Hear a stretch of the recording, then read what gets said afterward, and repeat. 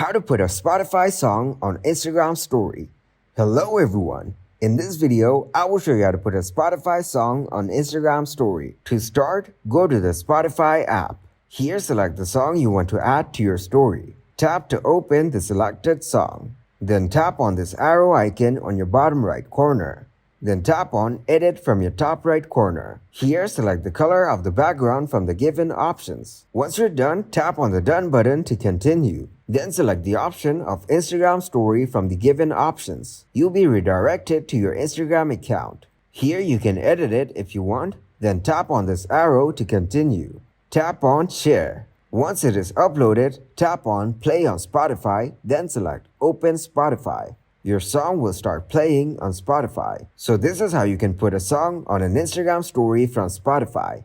Thank you guys for watching this video. Hope you got some value. Make sure to like the video and subscribe to the channel to get notified for new videos. See you in the next one.